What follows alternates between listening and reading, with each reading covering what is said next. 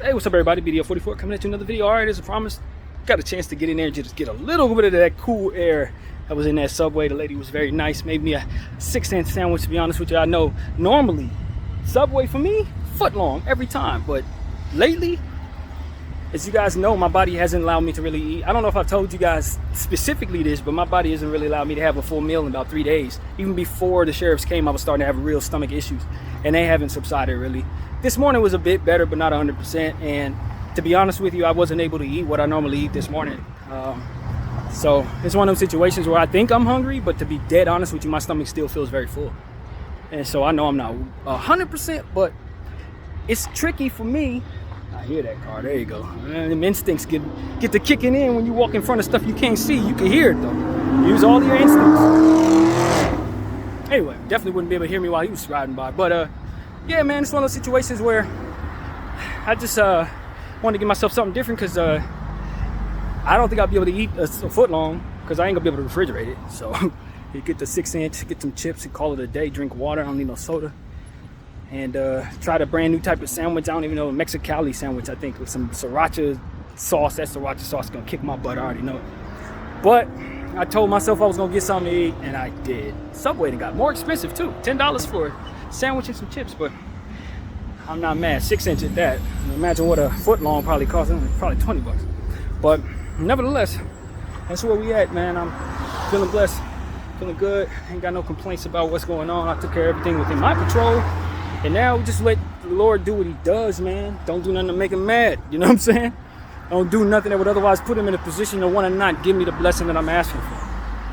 And so if you believe in that sort of thing, you know it's what's required now. So I feel like I have had so much support, man. And that's what I was telling you guys when I was gonna walk past Subway, but then decided to go double back and go in. This is one of those situations where it's like, you know for a fact that the love of the people that have been in your life, that have helped you through your difficulties, are why you're able to stand today. It's not because it's just you and God. It's because the people God put in your life. You gotta love back. And that's what I don't think I've done the greatest job of in my personal life. People love me hard. Do I love them as hard? Not in my actions, not in my impact, in my hopes for what could work if what I'm doing does work. But if not, am I still there? That's where I gotta get better. So that's what I'm here to tell you guys as well. We're always looking to improve. Damn, feel a little fatigued, honestly. Feel a little, like, not 100% right now, but nevertheless, you know, I'm just thankful that the Lord has put me in a position to grab a meal, because I know that's probably the problem. My body's used to attempting to eat oatmeal every morning around this time. I probably have already either eaten my meal or about to eat it. I definitely ain't been in the sun with it beaming on my head, so that's probably take away from the strength, the energy anyway. But I tell y'all, man, these walks have been great for my body, because trying to recover from that elbow injury put a little coat of fat over my stomach, and I've been working way too hard for that. So I think with these 3 walks that I've had, plus yesterday's 4 walks, with tomorrow coming as well, I think I'll probably work off some of that fat that has been tossed on there, coupled with the lack of appetite. I'm probably getting skinny by the end of this process. But I'm just babbling, man. Ain't really nothing too pressing on my heart. I'm just feeling very thankful that things didn't go the way I was fearful they would. And one could argue it may have been worse because I got less time to straighten it out if they don't give me the extension. That's not how I perceive it. So I'm living with it, and I'm thankful. Very thankful that it was 2 days to assess this. And I'm thankful that I'm mature enough of a person, and my anxiety was not in place to where I would dare not respond to this today. But honestly, I don't think my anxiety has that much of a hold on me when it comes to being the difference between getting kicked out of your apartment in 2 days and going somewhere. Now, the anxiety tells me to get the hell out the house and handle that. That's exactly what the anxiety tells me. So I just want to let everybody to know that that's not exactly a sign that my anxiety isn't in place, that I was able to get out here. If anything, I was adhering to it by making sure I could save myself. So that's a real thing. But yeah, self-preservation. I want the Lord to help me with the self-preservation prioritization. Obviously, life and keeping your life going is most important. But I do respect the hell out of people who put their lives on the line for others. Firemen, first responders, police officers, even though we don't have the greatest relationship in the community at times, at the end of the day, the job itself, what it's supposed to be, it's very dangerous and very daunting on the people who have to do it. And if done correctly, it's thankless.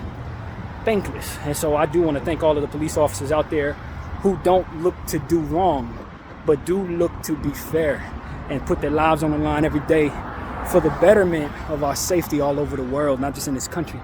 I appreciate you, even though I don't always agree with what I see.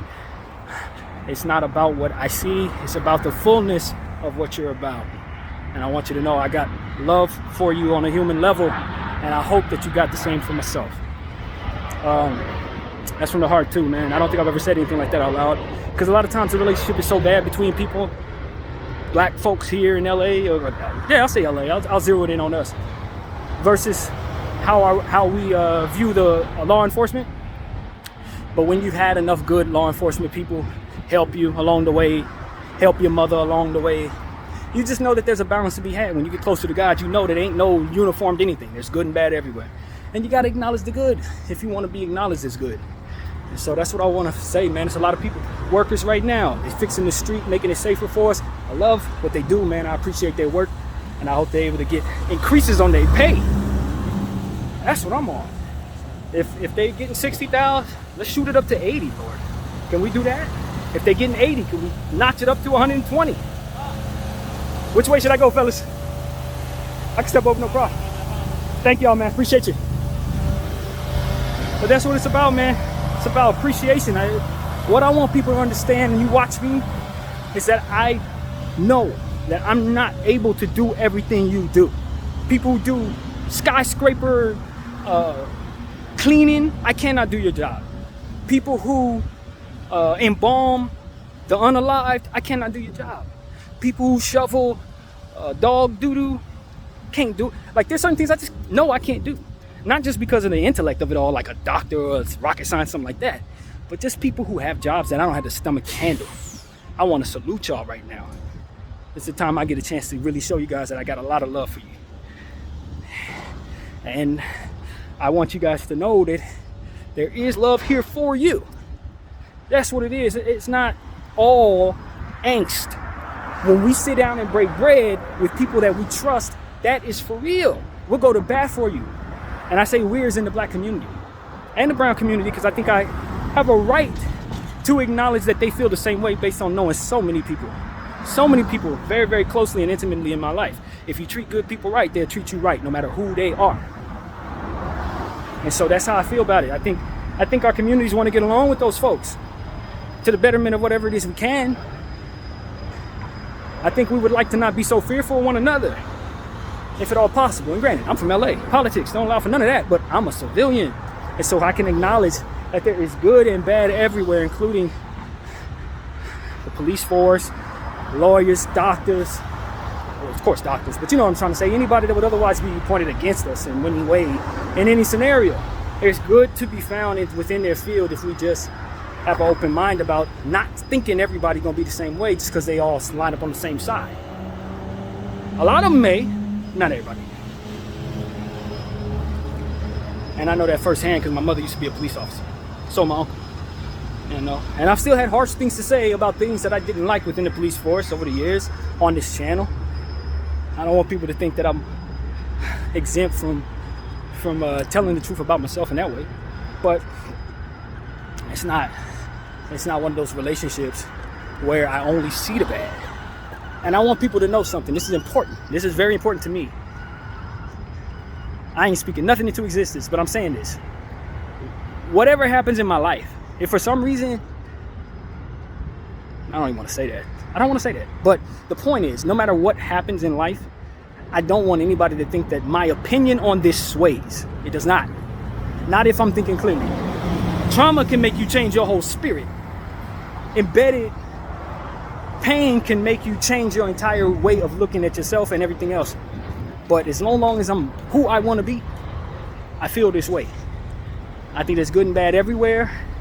I think the people who have good attached to their spirit and are willing to do good for others deserve their flowers. I think justice should be found everywhere, no matter who you are or what your situation is, excluding nothing. And sometimes it's situations are complicated so they can't be found. And I hope that the Lord can undo some of that math so that that can be found. You know what I'm saying? That's what's on my heart today, man. I got a lot that I need, but a lot more that I'm willing to give, because at the end of the day, I've been given so much already, man. A lot of times we forget because we need a lot. Oh, I need this, I need this, I need that. But the thing that came to me this morning while I was considering my situation was, how about you think about something that has nothing to do with your situation and let God worry about it? Like, look, I know what you need. I know what you put yourself through. I know what you know, all of it. But there's somebody somewhere else who needs your prayer, and you're thinking about yourself right now. Think about them right now. That's what the Lord told me. That's exactly what came to my heart this morning as I was sitting up thinking about my problems. Like, yo, yeah, but didn't somebody lose their nephew yesterday? Didn't somebody get kicked out of their apartment too? You're not the only person going through nothing. So how about take a couple seconds to acknowledge that there's some things that you need to be thinking about while you're sitting and thinking about yourself. I'm like, yeah, you're right. That's how I feel about it, God. You're absolutely right. I don't want to have nothing to do with selfishness, because it ain't going to bring me nothing but more self-loathing. Because it trickles down to that same thing. You don't love yourself no more. It's easy to do bad because you don't trust that yourself can be any good. This is the type of spiraling that people end up doing and find themselves with a villain arc, so to speak. And it's only because you reinforce what it is that you should not have. It's not that you are that. It's just that you have to choose. You just have to choose. And so that's where I'm at with that. I'm like, yo, I need to be unselfish. I'm terrible at it. I want to be better. Not only in the way that I talk, because it's easy for me to talk about unselfishness, but the sacrifices necessary to part ways with stuff that I don't want to let go of so that other people can have it or whatever. I need to get better at that. Open up my door to let people stay in situations. I gotta go strong. So that's what I want people to understand. I ain't satisfied with me. I ain't nowhere near satisfied with me. I'm satisfied with what it is I'm doing, and I give myself my credit for whatever I'm doing right, but it ain't enough done right. It ain't enough. And so I want people to understand that, challenging ourselves this way has to have some balance too. You don't want to beat yourself up, but you do want to challenge yourself to be as good as you know you should. The same thing that you want others to do for you, do consider how it would be to do it yourself for others. You know what I mean? For others. And if you're not willing to make that sacrifice, if you don't want to do those things, then temper your expectations for anyone else doing them for you. You know what I'm saying? And if you've been given a lot like I have, when somebody comes to you and says, you need to inconvenience yourself to help me, do understand that that's something that you have a responsibility to do. Whether you can do it or not, it is something that you probably should be tasked with having faith that you can get it done either way. Because at the end of the day, someone had to be inconvenienced for you to get what you needed. They got out the way of their own thoughts so that you can have what you needed, right? But now when it's time for you to do something, you don't do it for them. Or you don't want to do it for somebody else, pay it forward. Nah, I'm guilty of that. I'm guilty of that. I ain't better for that, nah. I don't like that trait in anyone else, and I certainly don't want to keep that. So that's where I'm asking the Lord to help me, man. Let me get enough resources so that I can part ways with things without feeling like I'm giving up everything I have. And also give me a more respectful unselfishness so that I can give myself the reputation that I most respect in others. You understand what I'm saying? A lot of times we go after reputations that ultimately don't give us what we're looking for, or we prioritize our reputation past our own comfort. No, your reputation is going to carry you. Your comfort is temporary. People going to know who you are, what you're about based on what you did and how they were impacted by those things. Not your comfort. Your comfort, you're going to have to keep on working at your comfort. When things adjust around you, you got to adjust with them in order to fix your comfort. You're going to always need to do more to make yourself comfortable. And in doing so, you will let your reputation go by every wayside possible. And then you will regret that when that reputation is thrown in your face. Let's work on those reputations. Let's work on the things that people have to say about us. Let's work on how we present ourselves to the mirror. You do not want to hate what you see. And I know there's a lot of people, whether they have a lot of money or not, they've done things where they don't love who they see in the mirror because of it. We got to work on that. We got to make sure we work on that so that we don't continue to live in those spaces unhappy with ourselves, and then again reinforcing the same things that solidify that we are as bad as we are telling ourselves we are. It's a choice, not a label. You got to work on that just like you got to work on your comfort. It has to be continuous. You can't just say I did something unselfish, now I'm an unselfish person. An unselfish person practices unselfishness. And so that's what I need to work on. That's why I don't call myself an unselfish person, because I don't. I believe in it. I believe in the consequences of it. I believe in what benefits from that sacrifice. Just like I believe if I get down on the floor and do 700 push-ups, I'm gonna have a really nice chest. Doesn't mean I'm ready to do them 700 push-ups, now am I? That's the point. It's not just about understanding and respecting and all that. You gotta be willing. Willing, man. And that's the hard part. I can always agree that somebody else should do something. Am I gonna agree that I should do it? Even if it inconveniences whatever else I wanna do? If the answer is no, do expect a bunch of no's when you ask for your help. Do expect a bunch of no's when you ask the Lord to make it so that you deserve the right things, because you don't. Not if you ain't gonna be willing to give. So that's what I'm here to tell myself. And if it happens to apply to you, then I hope you receive it in whatever way is best. But I'm home. I got a Subway sandwich to eat, but I'm not gonna eat that until I get myself in the shower. That is non-negotiable.